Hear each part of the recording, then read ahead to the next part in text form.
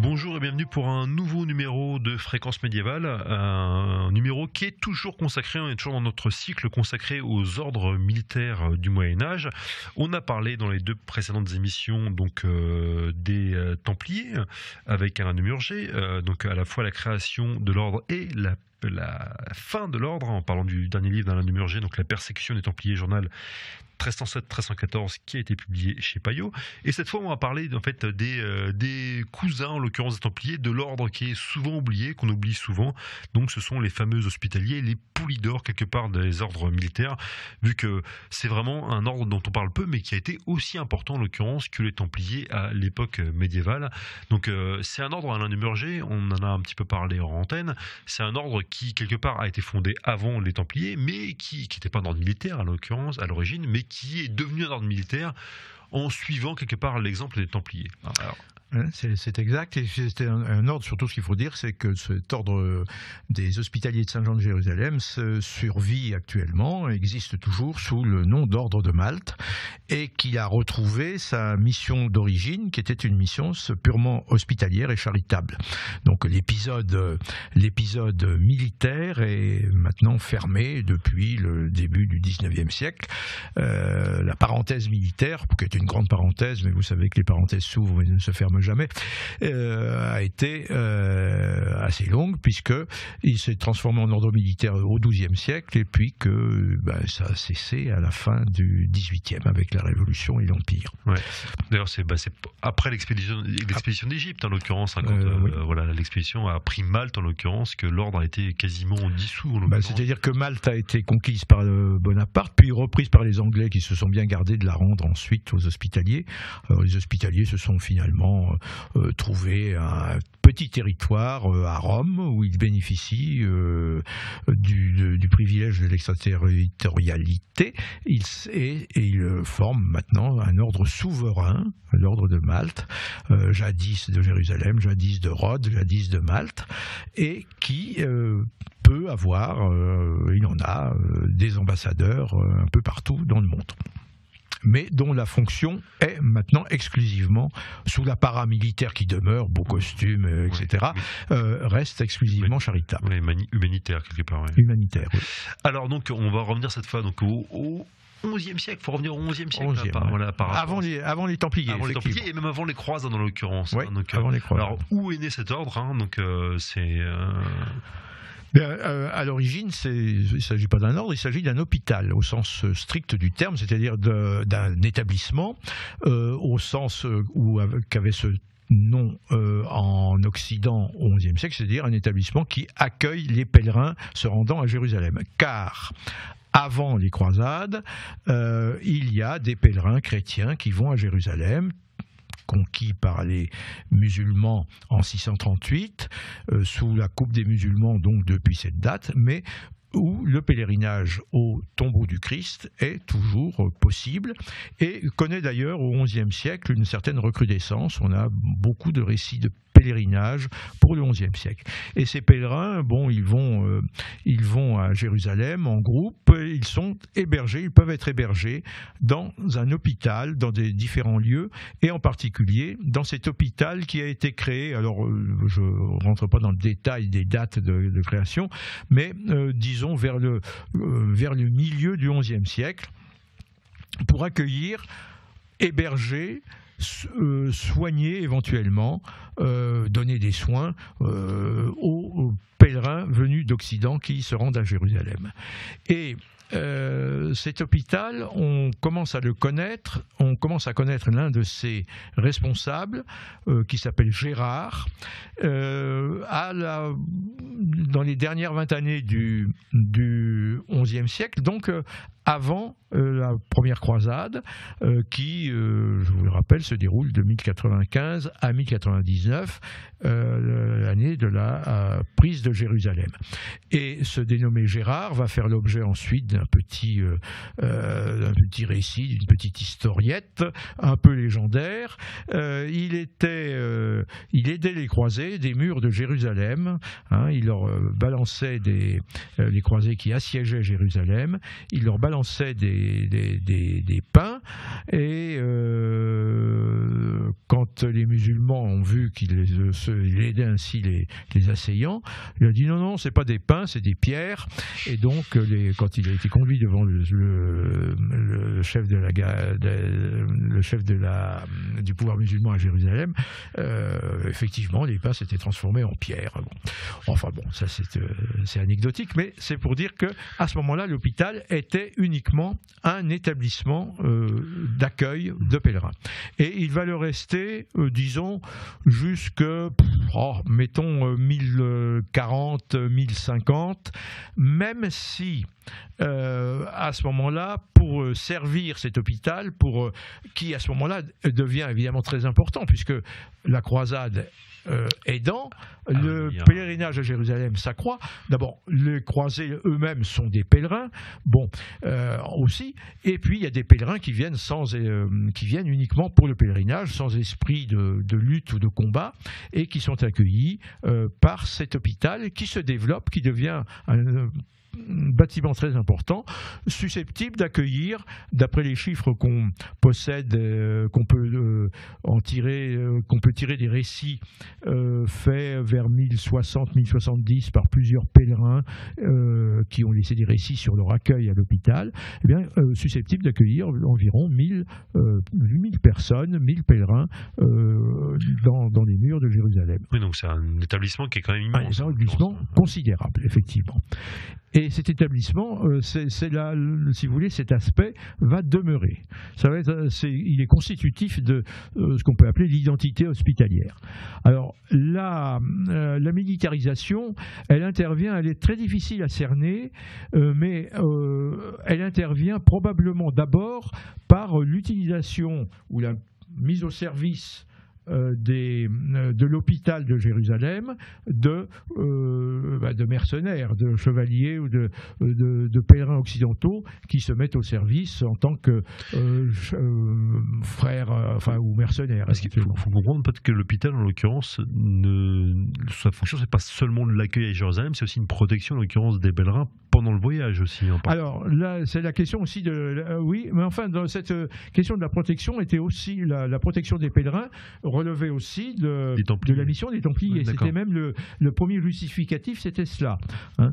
Alors là, pourquoi ? Parce que le royaume de Jérusalem, vous savez, il ne sera définitivement établi qu'avec la conquête d'Ascalon en 1153. Ouais. Toute menace sur le royaume extérieur cesse à ce moment-là. Mais il y a toujours des menaces intérieures. Hein. Les voies de pèlerinage, vous savez, c'est quand même... il y a du monde qui passe, donc s'il y a du monde qui passe, il y a des brigands qui veillent. C'est pareil le long des routes du pèlerinage de Saint-Jacques en Occident, c'est pas une voie très sûre. Hein. Et donc à Jérusalem, c'est la même chose. Et les Templiers avaient assuré le contrôle des voies entre la côte et puis Jérusalem. Les hospitaliers faisaient davantage les soins et l'accueil à Jérusalem même. Même très vite, ils vont faire pareil que les Templiers, donc aussi protéger sur les routes, etc. Et donc de ce fait, utiliser aussi les armes, pas eux directement, mais peut-être des auxiliaires qu'ils utilisent, avant même de se transformer et d'obtenir aussi la possibilité d'avoir des catégories militaires en leur sein de chevaliers comme les Templiers. Mais là, on a, si vous voulez, c'est une difficulté à cerner le phénomène. Ça a été dans les faits avant d'être en droit. Ça n'est reconnu véritablement en droit, si on veut, dans la règle même ou dans les ajouts à la règle de l'hôpital, dans les statuts, qu'en 1206, 1204, 1206. C'est là qu'on peut voir vraiment dans un texte de statut qu'il y a que c'est un ordre militaire. Mais dans les faits, ça existe avant. Oui, parce que, par exemple, pendant la Troisième Croisade, même avant, en l'occurrence, les hospitaliers sont, ils sont même, dans mes souvenirs, après Atine, ils sont exécutés, une partie d'entre eux est exécutée par Saladin, si j'ai bonne souvenance. Non. C'est uniquement les Templiers. Uniquement les Templiers. Bon, en tout cas, ils participent au combat. En tout cas, ils participent, et sans doute, c'est déjà à ce moment-là que, par exemple, dans la Troisième Croisade, vous savez qu'il y a été une sorte de croisade en marche, enfin de combat en marche entre où Richard Cœur de Lion a réussi à reconquérir les principales places de la côte, avec une armée devant faire se prémunir des attaques incessantes des forces musulmanes en face. Eh bien, les hospitaliers jouaient le même rôle que les Templiers dans l'encadrement des croisés, qui tous n'étaient pas des militaires avertis, et c'est eux qui faisaient la force de protection, l'avant-garde, l'arrière-garde. Donc déjà à ce moment-là, l'hôpital était capable de fournir une force militaire équivalente à celle des Templiers. D'accord. Mais dans les statuts, dans la règle, dans l'ensemble des statuts, ça n'est formellement dit qu'en 1206-1204. Donc il n'y a pas eu de concile, à l'image des Templiers, il n'y a pas eu de concile pour approuver, il n'y a pas eu de... Non, la règle de l'hôpital a été forgée par les hospitaliers eux-mêmes. C'est la règle de Raymond Dupuy, qui est une règle en 15 articles auxquels on en a ajouté 4 autres un peu après, et qui est une règle purement hospitalière encore. Il n'y a pas un trait militaire. Il y a des petites allusions qu'il ne faut pas exagérer, il ne faut pas se saisir de ça en disant « Ah là, vous voyez, c'est la preuve ». Non, c'est la preuve que simplement, ils étaient forcément obligés de défendre l'hôpital, de défendre les pèlerins, et donc de faire des opérations de police ou des opérations militaires à côté. Mais pendant toute cette période, c'est vraiment, si vous voulez, moi je pense que c'est un ordre charitable devenu militaire, et l'action militaire sera non pas secondaire, mais sera connexe dans l'identité hospitalière. Ce qui prédomine, ce qui est au cœur, c'est la fonction charitable. Et de ce fait, même si l'hôpital existe en tant que bâtiment avant le temple, on ne peut pas dire que le premier ordre militaire, religieux militaire, c'est le temple, ça reste le temple. Est-ce que l'autre problème aussi qui se pose, c'est à partir de quand peut-on dire qu'on a affaire à un ordre de l'hôpital, à un ordre des hospitaliers, charitable et militaire ou charitable seulement, c'est là aussi difficile à dire. À l'hôpital de Jérusalem vont peu à peu, avec le succès de la croisade des dents, vont peu à peu s'agréger des fondations hospitalières d'Occident, notamment en Italie, qui probablement étaient sur les grandes routes empruntées par les pèlerins se rendant à Jérusalem. Parce que des hôpitaux, en l'occurrence, il y en a dans beaucoup de grandes villes. Donc, il y en a beaucoup, mais qui ne sont pas du tout. Et il y en aura beaucoup et qui ne sont pas rattachés forcément à l'hôpital. Et d'ailleurs, l'hôpital, en tant qu'ordre, une fois devenu ordre, ne cherchera pas à développer en Occident des structures hospitalières systématiquement.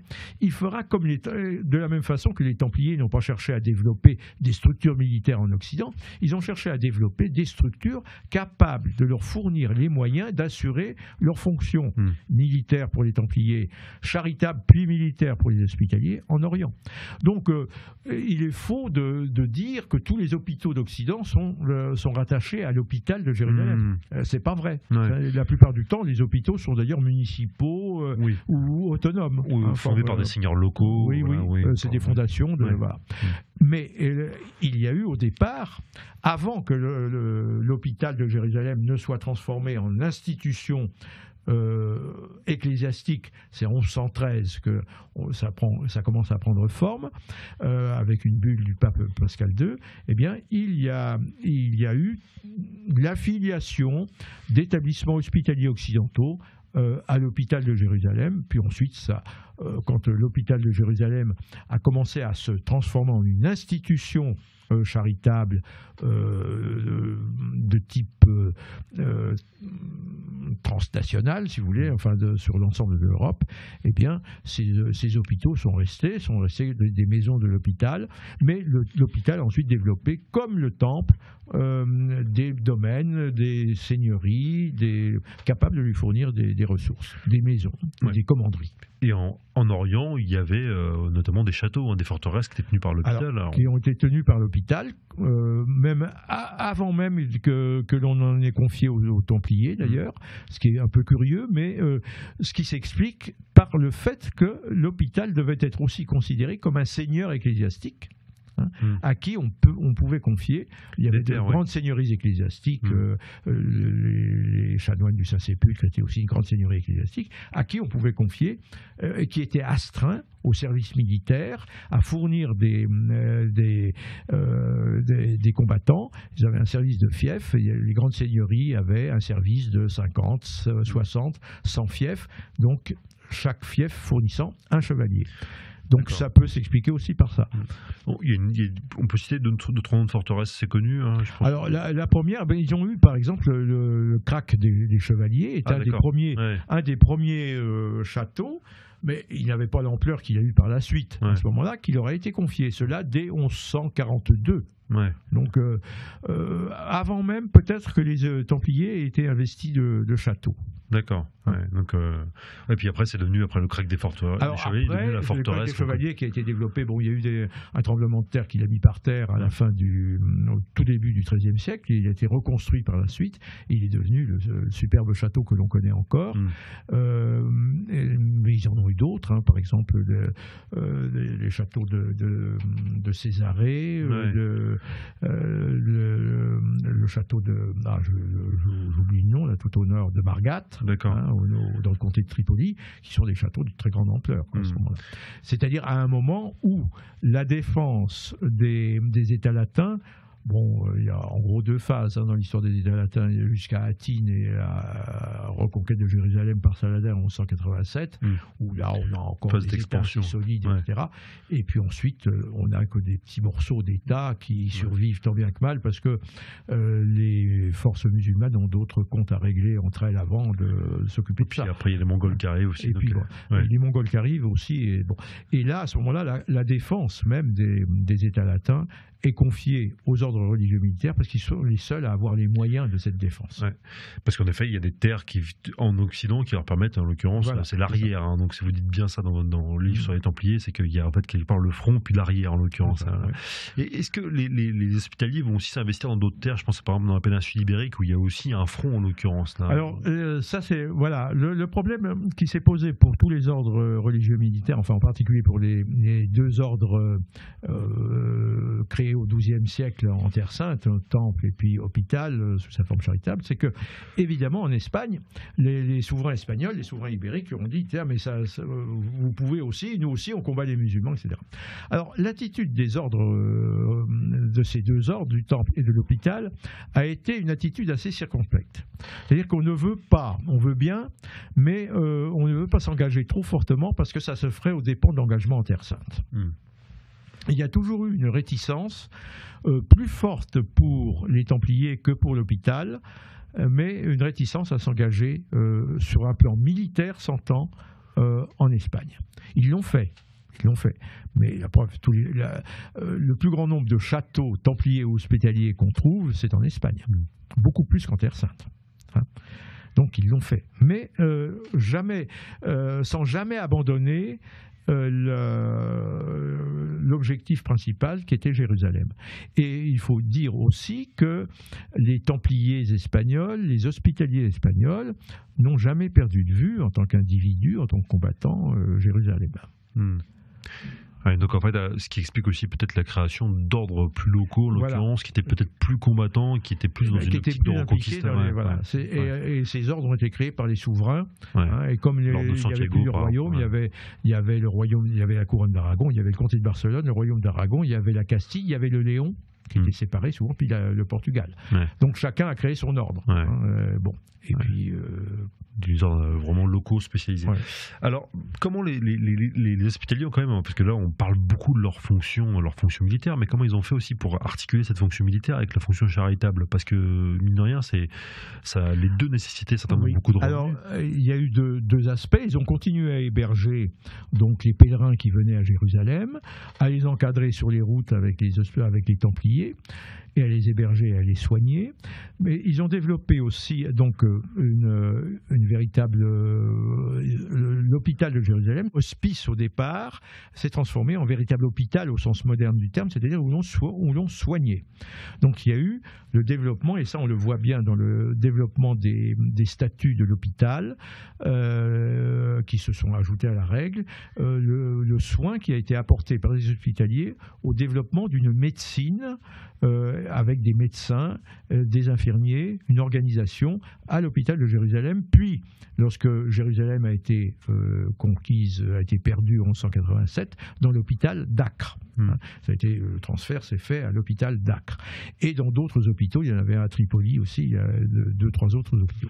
Ça, c'est le premier point. Donc, on soigne, on fait de la médecine, et en s'aidant, bien sûr, des connaissances des médecins byzantins ou arabes, ou des traditions byzantines ou arabes qu'il y avait en Terre Sainte, puisque les deux traditions existent.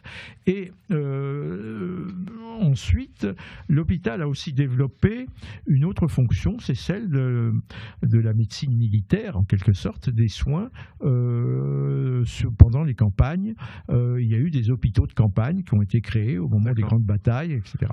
C'est-à-dire que il y avait l'hôpital de Jérusalem ou l'hôpital d'Acre, mais il y avait aussi des hôpitaux de campagne où on donnait les premiers soins aux blessés avant leur transfert quand c'était possible, vers un hôpital urbain, en particulier vers celui d'Acre, parce que c'est surtout au XIIIe siècle que ça s'est développé. Donc il y a cette mission, vous voyez, cette mission hospitalière et charitable et médicale s'est poursuivie sur ces deux plans. Justement, Acre, donc Acre, c'était la dernière ville quelque part latine en Terre Sainte, donc qui est perdue en 1291. Et après, en fait, les hospitaliers vont suivre, ou en tout cas, tout comme les Templiers, vont se replier sur Chypre. Ils se replient sur Chypre. Oui. Pas encore sur Rhodes, sera plus tard, ça. C'est peu après, c'est très tôt d'ailleurs, 1314. D'accord. Mais donc ils se replient sur Chypre et ils continuent, en l'occurrence, ils continuent donc ils continuent la lutte, donc leur lutte militaire. Mais c'est aussi à ce moment-là, donc fin XIIIe siècle, début XIVe siècle, on en a parlé dans l'émission précédente, qu'il y a un projet de fusion entre les ordres, notamment entre les hospitaliers et les templiers. On peut en parler un petit peu. Ça a été accueilli plutôt positivement par des hospitaliers. C'est eux qui étaient à l'initiative. On n'a pas de texte hospitalier sur la question. Quand je vous ai dit dans l'émission précédente, quand Jacques de Molay est venu en Occident en 1306-1307, il est venu avec son homologue hospitalier Foulques de Villaret. Et il était question d'une organisation d'une croisade et de la fusion. Alors cette question de la fusion des ordres, elle est posée depuis les années 1260-70 à cause de critiques faites aux ordres. Quand j'ai dit auparavant que les ordres n'étaient pas si impopulaires que ça ne veut pas dire qu'ils n'étaient pas critiqués. Et l'une des critiques était leur rivalité. Alors c'est justement au moment où cette rivalité s'atténue, où ils prennent l'habitude de régler leurs conflits par des procédures qu'ils ont mis en place eux-mêmes dans la deuxième moitié du XIIIe siècle, qu'on les accuse de rivalité. Juste une parenthèse, on peut en parler un tout petit peu de ces conflits, parce que c'est quand même intéressant. C'était des conflits sur quoi? D'autorité, sur des terres? C'est des conflits de rivalité, parce qu'ils faisaient la même chose. Sur le plan militaire, ils étaient en conflit, et puis sur le plan des biens aussi. Il y avait par exemple les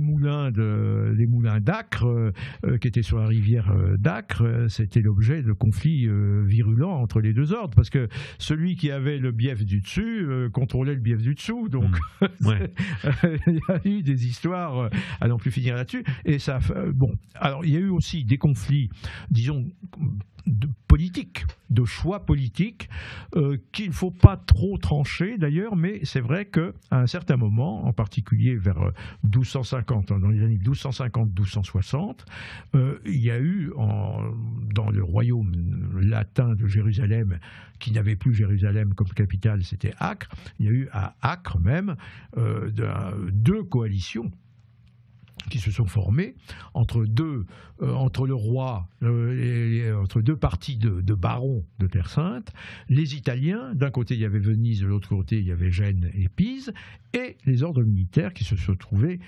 mêlés à cela, ils l'ont peut-être pas voulu, mais ils l'ont été, et il y a eu des confrontations parfois violentes, en particulier dans la période dite de la guerre de Saint-Sabas, du nom d'un petit monastère qui était à un carrefour de route stratégique dans Acre, entre 1256 et 58.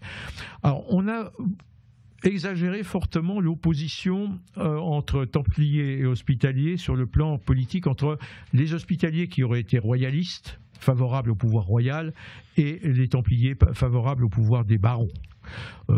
Ça s'est trouvé vrai, mais la plupart du temps, les deux ordres militaires ont agi ensemble pour essayer de calmer ces conflits, justement, qui pouvaient naître, qui se sont développés notamment à Chypre aussi, à la fin des années 1270-1300. Donc, il y a ces oppositions-là. Mais il faut bien dire que c'est au moment où ces conflits s'apaisent, où ils sont quand même de plus en plus conscients, les deux ordres, qu'il leur faut agir ensemble, qu'on les accuse, on accuse leur rivalité d'être cause des difficultés. D'où cette idée, qui est une idée occidentale, née en Occident et en particulier dans les milieux épiscopaux, d'unir les deux ordres, qui serait beaucoup plus efficace s'ils étaient unis ensemble. Ce en quoi les évêques se trompaient, parce que les évêques étaient très jaloux des deux ordres militaires qui étaient exempts. C'était dès le XIIe siècle, il y avait une critique très forte du clergé séculier contre les privilèges donnés à ces ordres religieux militaires. Unir les deux ordres, ça aurait été renforcé à coup sûr les privilèges de l'ordre unique. Donc les évêques n'auraient rien eu à y gagner. Mais c'est eux qui ont fourni les mémoires les plus nombreux et les plus intéressants sur la fusion des ordres. Quant à l'ordre de l'hôpital lui-même, quand on en revient à 1306, quand ils viennent en France, eh bien Jacques de Molay a fourni un mémoire au pape où il est tout à fait hostile à la fusion des ordres, avec des arguments qui ne sont pas toujours d'une très grande hauteur de vue d'ailleurs, mais Foulques de Villaret n'a rien fourni du tout. Donc il attendait. Il attend, peut-être. Il attendait. Alors moi, mon idée est que, en fait, cette fusion, si elle avait eu lieu, ce serait forcément faite au bénéfice de l'hôpital qui était à la fois charitable et à la fois militaire. C'est-à-dire que l'ordre unique, si vous voulez, aurait en fait rassemblé toutes les missions des latins en Terre Sainte, la mission militaire comme la mission charitable et la mission hospitalière, c'est-à-dire le pèlerinage comme l'action de croisade. Donc de ce point de vue, on peut comprendre que Jacques de Molay était plutôt hostile, parce que le temple allait être absorbé. Alors j'ai des collègues qui ne sont pas tout à fait d'accord avec ça, qui pensent que c'est pas la raison. Bon, c'est pas... Ça s'est pas fait de toute façon. Ça s'est fait après la chute du temple. Le temple ayant été supprimé, on a donné ses biens à l'hôpital. Ce que j'allais dire, en fait, en fin de compte, c'est que ce qui s'est passé, c'est que qu'après le concile de Vienne, en l'occurrence, tous les biens qui restaient, et là, on en parle quand on voit, sont revenus à l'hôpital. Ce qui restait, c'est-à-dire qu'en fait, il y a quand même c'est en France que ça a été le plus efficace. La mainmise royale a été efficace pour sauvegarder les biens du temple, parce que le roi de France n'a jamais cherché en fait à les intégrer à la couronne. D'accord. Il les a mis de côté, il les traités à part, il a tiré les bénéfices pendant qu'il les contrôlait, mais ils n'ont jamais été intégrés aux biens de la couronne. D'accord. Et donc après, l'hôpital a pu retrouver en France une bonne partie de ses biens. Ce qui n'a pas été le cas en Espagne, où alors là, ça a été... en Allemagne, n'en parlons pas, ça a été dilapidé, ça s'est disparu dans la nature, etc. D'accord. Et donc, en fait, en fin de compte, quelque part, les hospitaliers sont peut-être pas les héritiers des Templiers, mais en tout cas, ils ont hérité d'une partie de leurs biens. Ils ont hérité de leurs biens. C'est-à-dire qu'ils ont continué aussi, en l'occurrence en Terre Sainte, la lutte. C'est en fait, ils étaient à Chypre, ils étaient à Rhodes, et en fin de compte, c'était quelque part le dernier ordre militaire qui était présent en Orient, en l'occurrence. Alors, ils sont repliés comme les Templiers et tous les latins en 1291 sur Chypre. Puis ensuite, dès 1306, mais sans qu'on fait le lien avec l'affaire du Temple, mais c'était pas connu à ce moment-là. Dès 1306, ils ont commencé à vouloir s'emparer de l'île de Rhodes. C'était un arrangement avec un corsaire génois qui s'est fait à ce moment-là, en 1306, qui a été conclu en 1306. Rhodes qui était aux mains des Grecs. mais d'un chef grec qui s'était rendu indépendant des Grecs de Byzance, de l'Empire byzantin, Constantinople, etc. Même si l'Empire byzantin était sérieusement attaqué par les Turcs à ce moment-là, déjà. Et Rhodes était une île grecque. Donc les Hospitaliers ont conquis Rhodes sur des Grecs et non pas sur les Turcs. Et ils ont mis... Alors, ça a été très vite pour conquérir l'île en tant que telle, dès 1306-1307. La cité de Rhodes elle-même a été plus longue à céder. Elle a duré 4 ans. Le siège de Rhodes a duré pendant 4 ans, parce que Rhodes a continué à être alimenté par Constantinople. C'était pas hermétique. Et ce n'est qu'en 1310 que la ville tombe aux mains des Hospitaliers, qui à ce moment-là sont complètement maîtres de l'île de Rhodes. Et ils vont à ce moment-là transférer à Chypre. Ils étaient évidemment dans un royaume, où il y avait des structures étatiques et tout ça. Là, ils sont maîtres de l'île. Ils sont à la fois le maître de Rhodes, le maître de l'ordre de l'hôpital est à la fois le grand maître d'un ordre religieux et le chef d'une principauté ecclésiastique. Mais c'est un peu quelque part comme les Teutoniques. C'est ce que les Teutoniques vont faire aussi avec la Prusse. On commençait à faire avec la Prusse dès le XIIIe siècle, puisqu'ils ont été investis de la Prusse dès 1230, mais ils sont restés, tout en restant en Terre Sainte jusqu'au bout. Les Teutoniques aussi sont restés avec leur château de Montfort, sont restés en Terre Sainte jusqu'au bout. Et puis ensuite, ils se sont évidemment complètement repliés sur la Prusse, qu'ils avaient déjà largement conquise, colonisée et encadrée. Et donc, pour finir, là on déborde un peu, parce que votre livre s'arrête en 1317 en l'occurrence, mais... Avec le Foulque de Villaret qui est évincé de la direction de l'ordre à ce moment-là. Mais en l'occurrence, Rhodes en l'occurrence restera jusqu'au XVIe siècle une principauté hospitalière. Cette fois, l'île sera prise par les Ottomans en l'occurrence. Et puis après, il y a 2 siècles, donc l'ordre des Hospitaliers de Saint-Jean de Jérusalem s'établit à Rhodes pendant 2 siècles, jusqu'en 1522. Ensuite, après 7 ou 8 ans d'errance en Méditerranée, Charles Quint lui donne Malte, un petit îlot réduit. Et à Rhodes, comme à Malte, sa principale action militaire va être celle de la lutte contre la piraterie. Piraterie des principautés turques dont les Ottomans, mais les pirates n'étaient pas ottomans au départ, c'était d'autres petites principautés turques d'Asie mineure. Rhodes était au contact directement de cela.